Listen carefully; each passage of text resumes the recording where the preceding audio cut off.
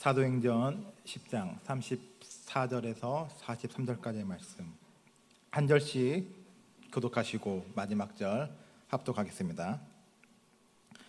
베드로가 입을 열어 말하되 내가 참으로 하나님은 사람의 외모를 보지 아니하시고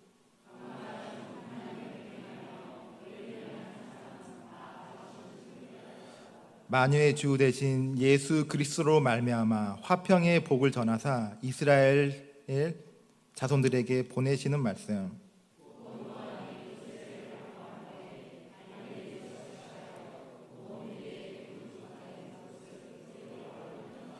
하나님이 나사렛 예수에게 성령과 능력을 기름 붓듯 하셨음에 그가 두루 다니시며 선한 일을 행하시고 마귀에게 눌린 모든 사람을 고치셨으니 이는 하나님이 함께 하셨습니다.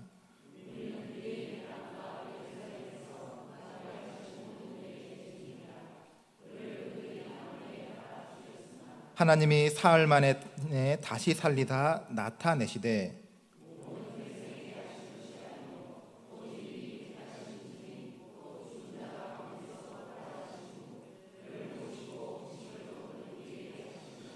우리에게 명하사 백성에게 전도하되 하나님이 살아있는 자와 죽은 자의 재판장으로 정하신 자가 곧 이 사람인 것을 증언하게 하셨고 그에 대하여 모든 선지자도 증언하되 그를 믿는 사람들이 다 그의 이름을 힘입어 죄사함을 받는다 하였느니라. 아멘. 사구역 가족분들 나오셔서 하나님께 특송 올려드리겠습니다.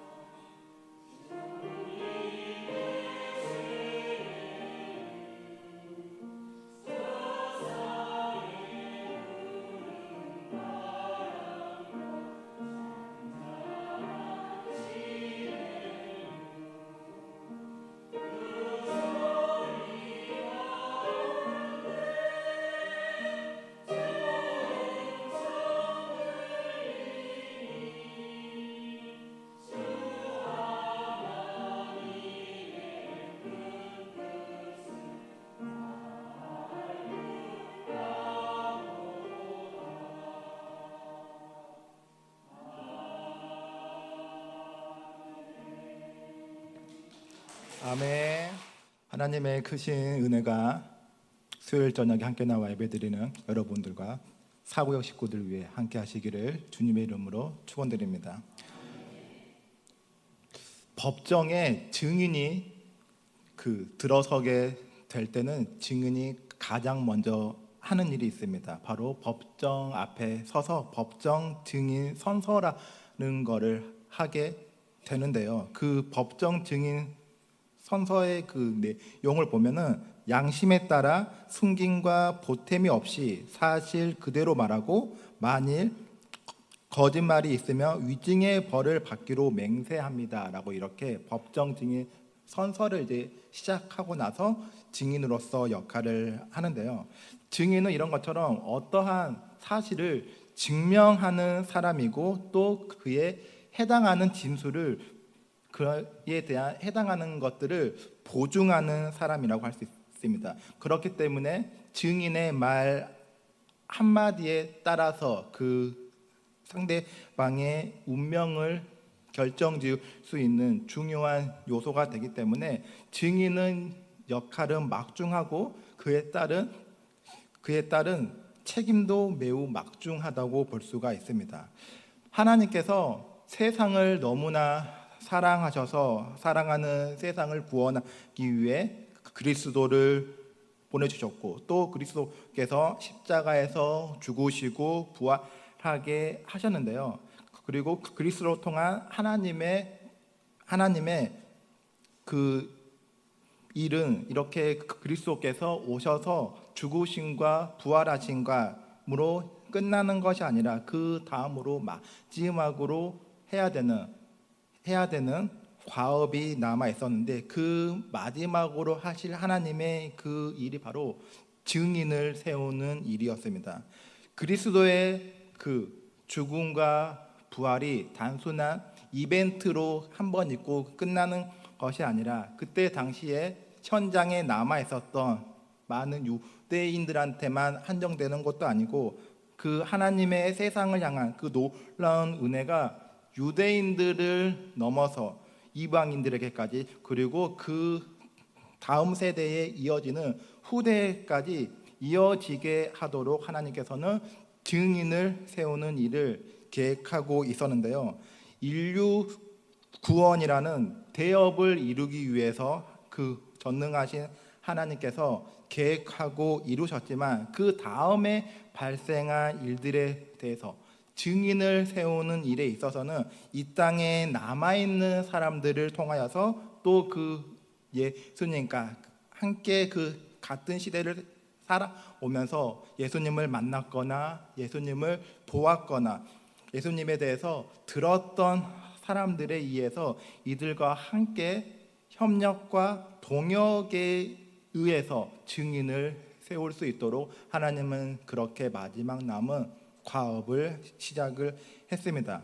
하나님의 이러한 그 놀라운 계획은 그리스도가 이 땅에 오시기 전부터 이미 그 전부터 계획되어 있었는데 하나님께서는 이스라엘 그 백성들을 하나님의 증인으로 이미 택하였다고 이사야서 말씀을 통해서 그 훨씬 전부터 이야기를 하고 있는데요. 이사야서 43장 10절 말씀을 우리 함께 읽어보겠습니다. 시작. 나 여호와가 말하노다. 너희는 나의 증인 나의 종으로 택함을 입었나니 이는 너희가 나를 알고 믿으며 내가 그인 줄 깨닫게 하려 함이라. 나의 전에 지음을 받은 신이 없었느니라. 나의 후에도 없었느니라. 하나님께서는 이처럼 그 이스라엘 민족들에게 또한 그 온 세상 민족들과 너무나 많이 있는 다양한 신들 앞에서 오직 여호와 하나님만이 유일하신 신이고 구원자이심을 분명하게 이들에게 증언할 수 있도록 이스라엘 백성들을 증인으로 삼으셨다고 이렇게 이야기를 하고 있습니다. 신약 시대에 와서도 부활하신 예수님께서도 똑같이 제자들 앞에 나타나서 두려움과 무서움에 떨고 있으면서 아무것도 하지 못하고 있는 제자들 앞에 나타나셔서 이들에게 평강을 빌어주시고 또 함께 식사도 나누시고 제자들의 마음의 문을 열어서 이들이 성경 말씀을 깨달을 수 있도록 하시고 또한 마지막으로 성령을 허락하심으로 이 모든 일에 있어서 증인으로 세상 가운데 파송을 하였습니다. 누가복음 24장 44절부터 48절의 말씀을 우리 함께 읽어보겠습니다. 또 이르시되 내가 너희와 함께 있을 때에 너희에게 말한 바 곧 모세의 율법과 선지자의 글과 시편에 나를 가리켜 기록된 모든 것이 이루어져야 하리라 한 말이 이것이라 하시고, 이에 그들의 마음을 열어 성경을 깨닫게 하시고, 또 이르시되 이같이 그리스도가 고난을 받고 제3일에 죽은 자 가운데서 살아날 것과 또 그의 이름으로 제사함을 받게 하는 회개가 예루살렘에서 시작하여 모든 족속에게 전파될 것 기록되었으니 너희는 이 모든 일의 증인이라. 아멘. 오늘 우리가 읽었던 본문의 말씀은 이러한 예수님의 가르침을 받고 나서 예수님의 증인이 되어서 성령의 권능으로 먼저는 유대인에게, 그리고 그 다음은 헬라인 이방인들에게 예수님의 증인으로서 복음을 전하고 있는 베드로와 또 그의 복음을 듣고 받아들이고 성령을 받은 로마 군대의 장교였던 고넬료의 이야기입니다. 이방인 그 고넬료에게 복음의 말씀이 들어가고 성령이 임하게 되는 사건도 그냥 우연적인 그 사건으로 발생한 것이 아니라 하나님의 예비된 계획 아래에서 이루어지고 있는 것인데요.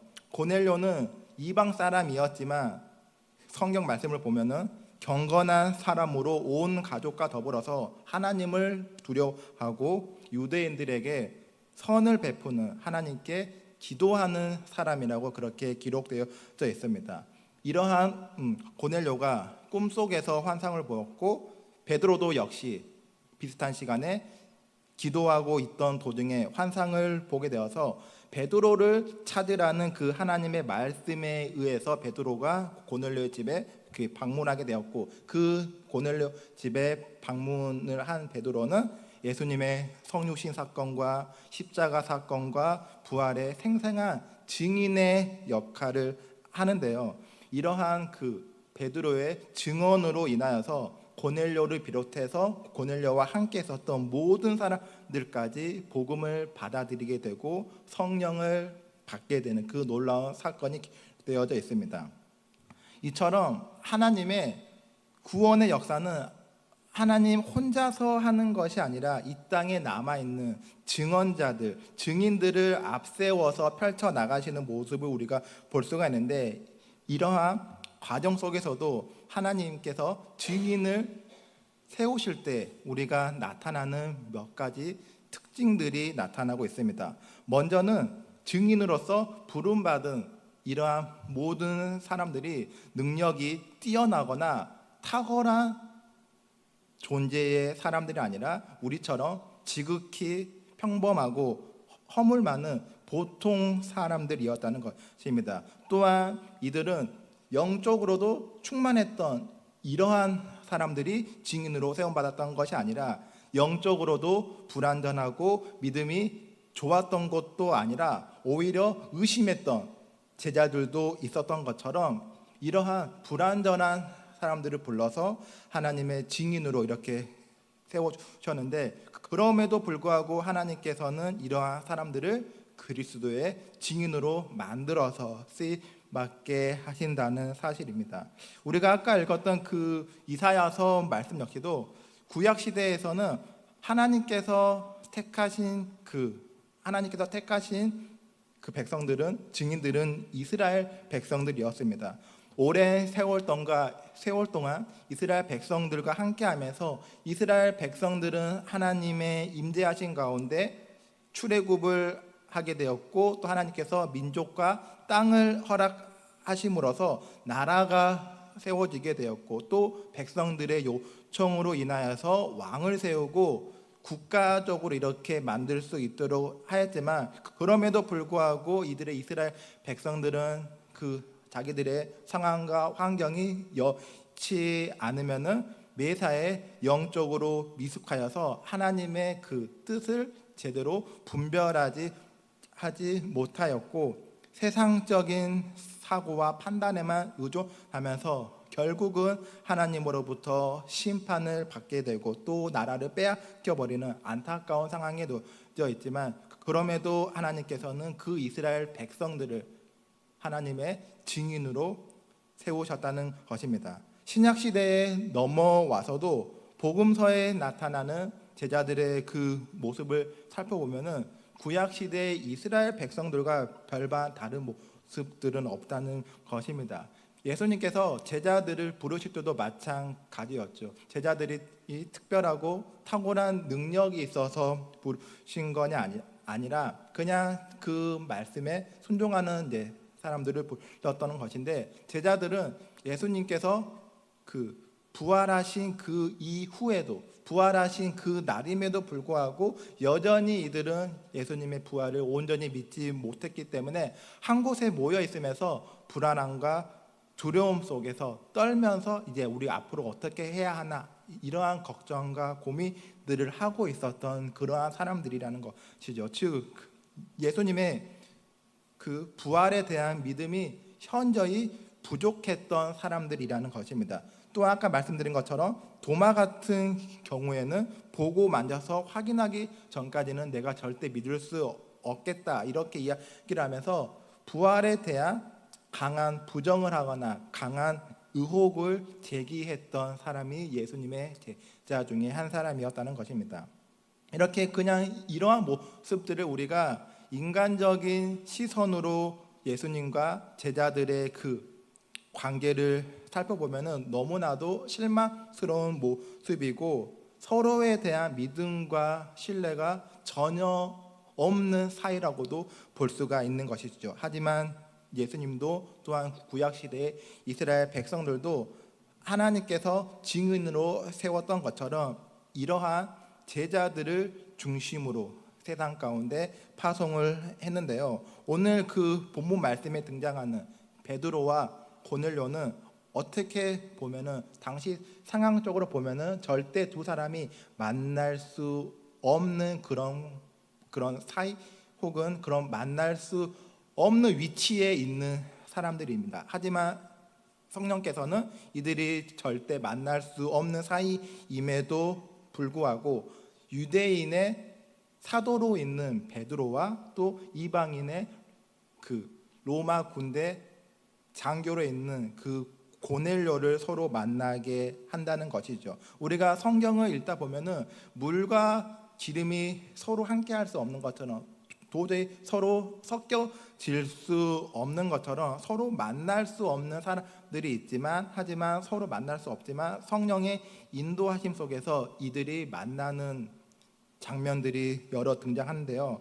우리가 잘 알고 있는 예수님의 12 제자 중에서 마태와 시몬이라는 사람이 있습니다. 마태의 그 직업은 세리였고 시몬은 열심당원이었죠. 그래서 우리가 일제시대를 떠올려 본다면은 마태 같은 경우에는 친일파와 같이 그 백성들의 돈을 빼앗아서 일본에게 바치는 그러한 모습이었고, 열심당원이었던 시몬은 독립군과 같은 모습으로 이렇게 볼 수가 있는 것이죠. 그렇기 때문에 어찌 보면은 예수님께서 부르지 않으셨다면은 이 둘은 절대 함께 할 수 없는 관계였음에도 불구하고 예수님은 서로 다른 모습의 사람들을 불러서 제자로 삼으셨고, 또 그들 안에서 서로 사랑하라고 말씀을 가르쳤습니다.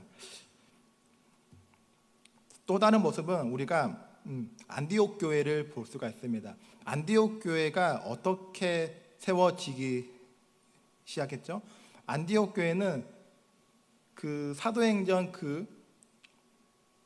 시대에 스데반 집사가 죽은 다음에 예루살렘의 박해와 핍박이 점점 심해졌고, 예루살렘에서 박해와 핍박을 피해서 도망친 사람들이 안디옥에 가서 세운 교회가 안디옥 교회죠. 그래서 당시 그 사도행전 8장 3절의 말씀을 보면은 사울이 교회를 잔멸하기 위해서 각 집에 들어가 남녀를 끌어다가 옥에 넘겼다고 이렇게 기록되어 있습니다.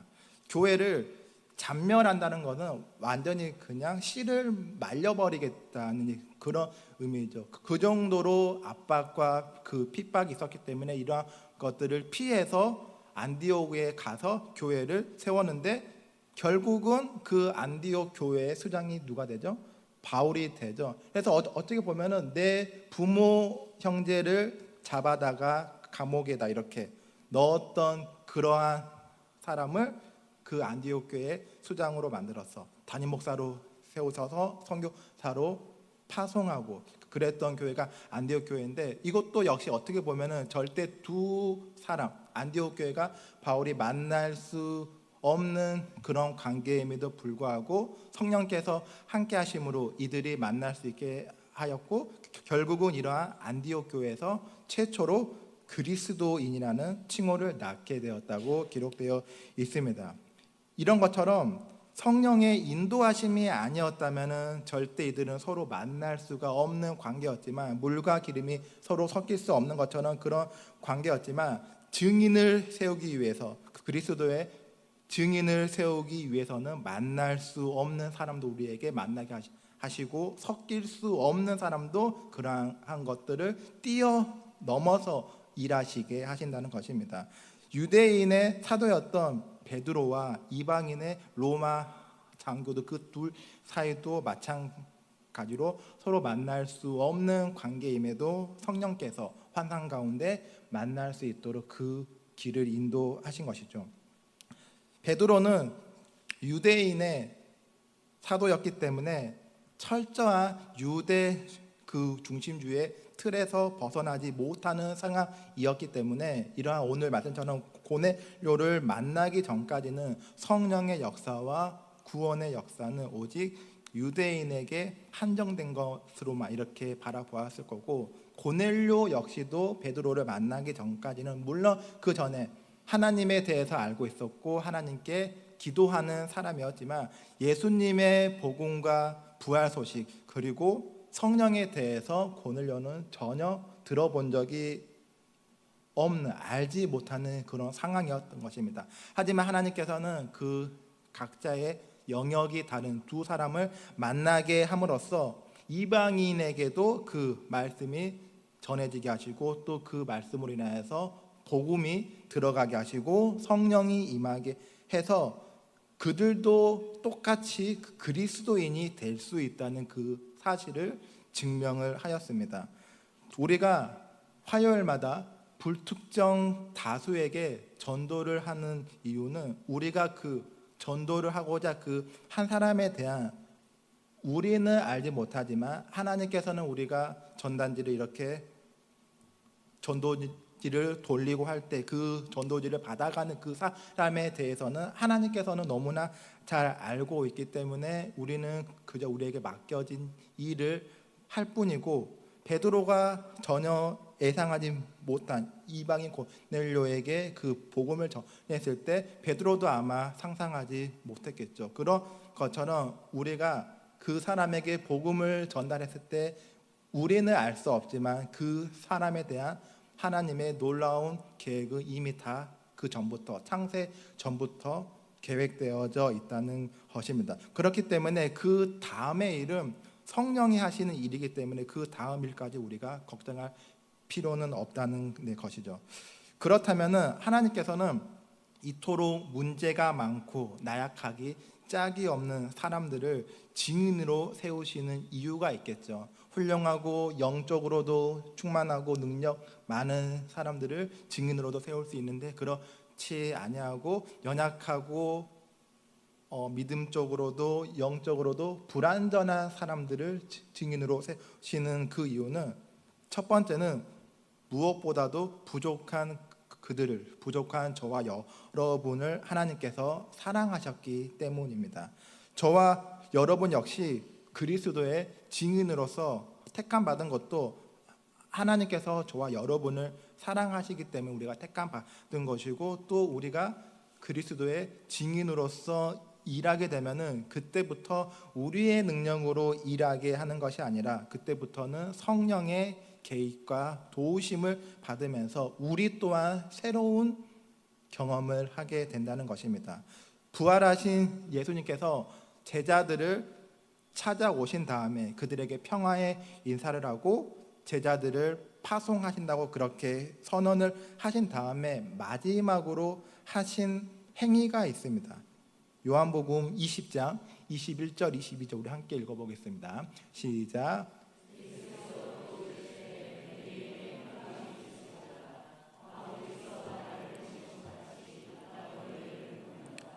이 말씀을 하시고 그들을 향하사 숨을 내쉬며 이르시되 성령을 받으라. 예수님께서 마지막으로 그 모든 말씀을 하신 다음에 마지막으로 하신 행위가 성령을 받으라는 축복을 해 주신 것입니다.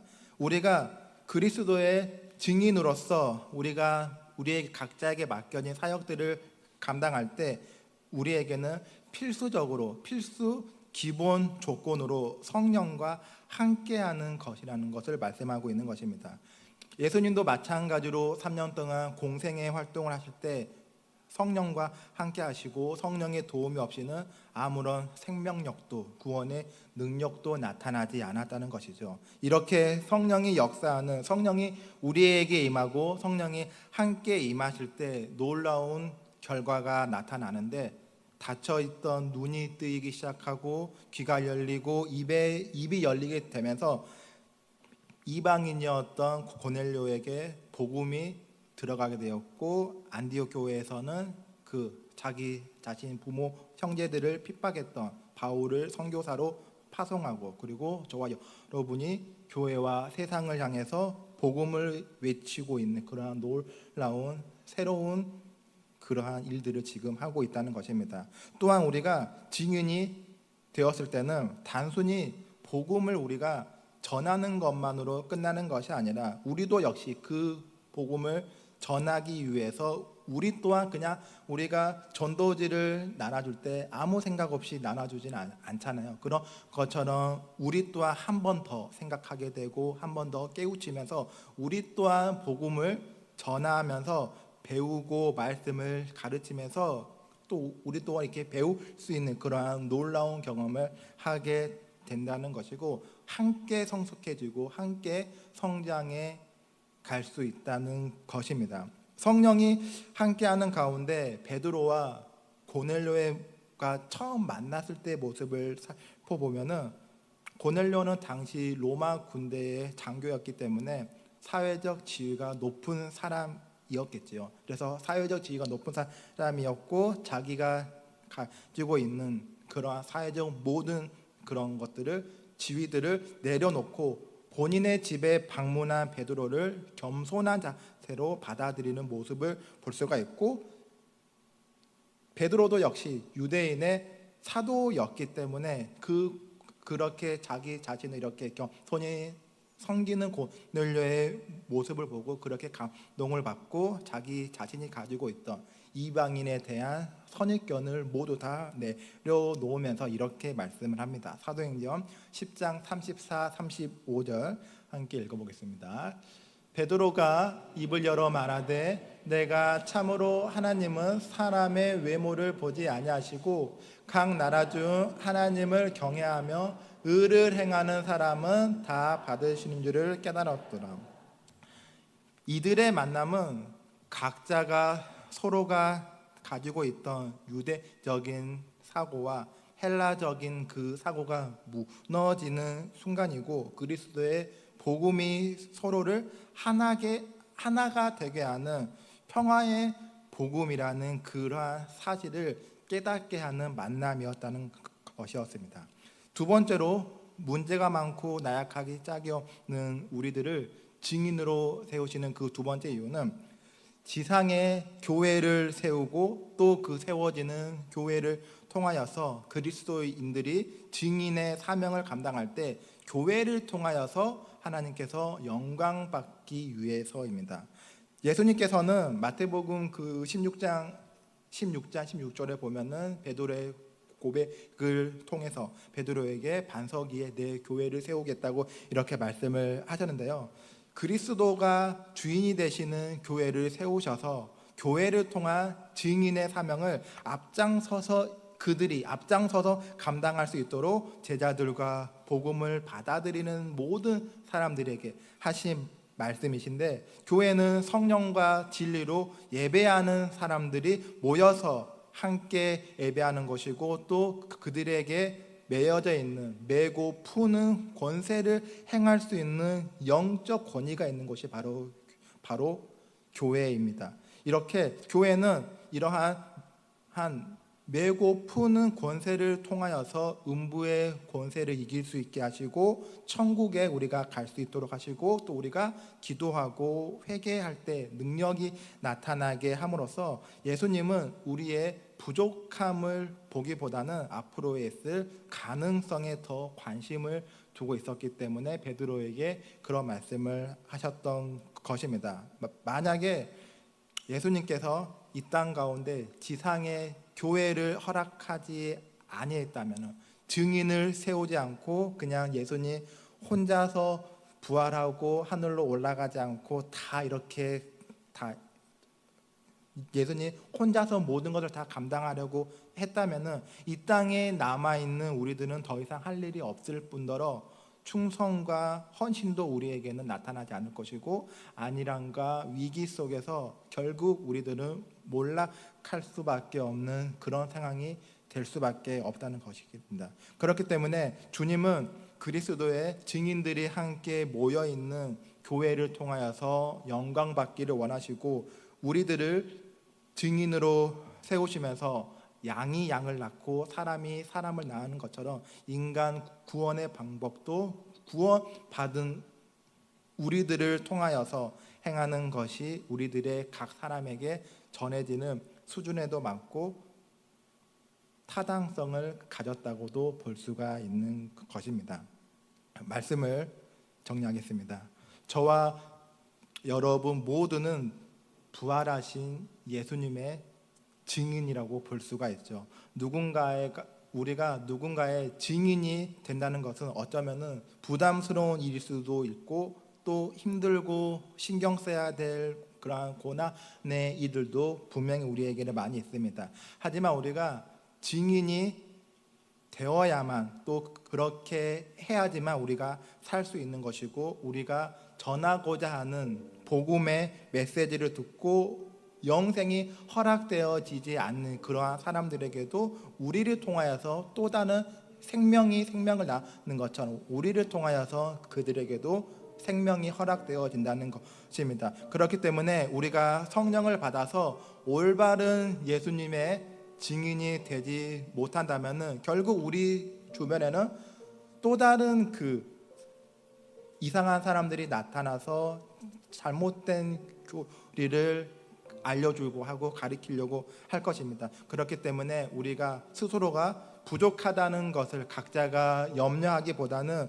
우리에게 부어주시고 채워주시는 성령의 인도하심의 그 모습을 따라서 여러분 각자가 증인이 되어서 만날 수 없는 사람을 만나게 하실 때, 또 우리가 그러한 만날 수 없는 사람을 만남으로써 전할 수 없는 사람들에게 우리가 그 말씀을 전함으로써 주님의 그 놀라운 뜻을 이루어가고 교회를 세워가는 저와 여러분이 되기를 바라겠습니다. 우리 이 시간에 함께 찬송가 460장 우리 찬송 부르겠습니다.